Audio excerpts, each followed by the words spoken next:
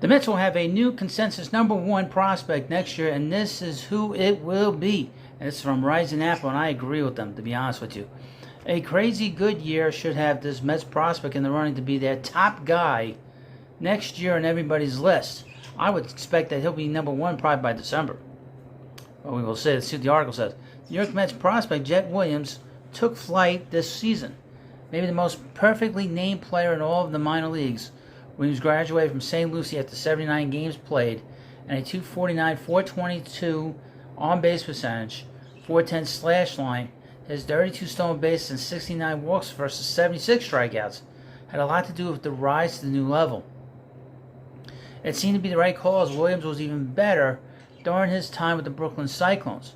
Their regular season is now over with, and he exits the year with the kinds of numbers you'd expect could elevate him to becoming the organization's new number one prospect in 2024. It's not exactly bold to predict Williams, the shortstop, who's transitioning into playing center field as well, can move up from number 3 to number 1 in the team's system. According to MLB.com, he just needs to pass Luis Angel Acuna and Drew Gilbert. The pair of newcomers to the Mets organization are talented, but there's something about Jett, and it's definitely not hair gel. I would mention he is playing on Tuesday his first game with the Binghamton Roma Ponies, which is the Mets' Double-A affiliate. He already has 2 hits, one of which I guess is a double, and he scored in the first inning. He was driven in by a couple of other prospects. Williams wrapped up his 23 regular season single-A slashing .266, .431, .461 with 13 home runs and 53 RBIs. His far more notable contributions came in the form of 44 stolen bases and 51 attempts and 102 total walks. His year isn't quite yet done, as Williams is joining Acuna and Gilbert.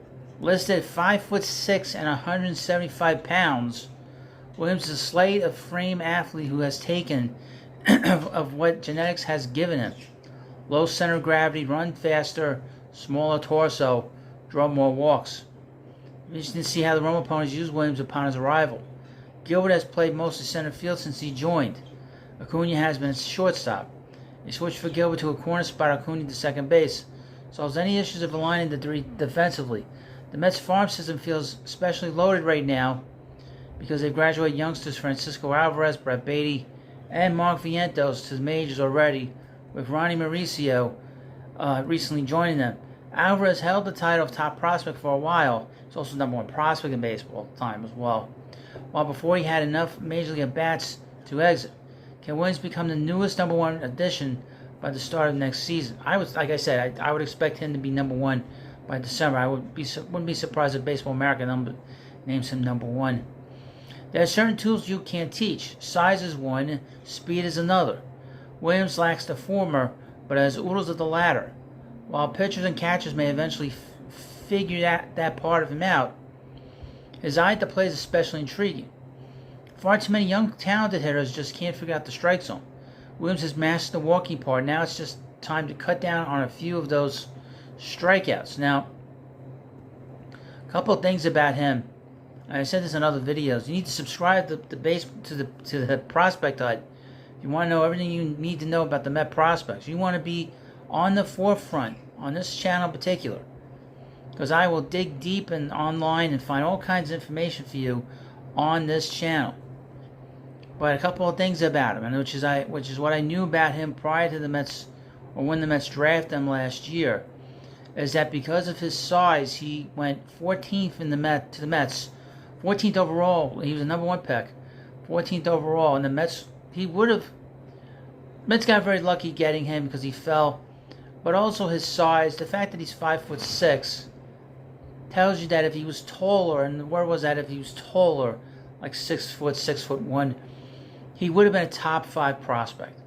That's how well regarded he is. Obviously, he fell to 14 for the Mets, and the Mets are very lucky to have him.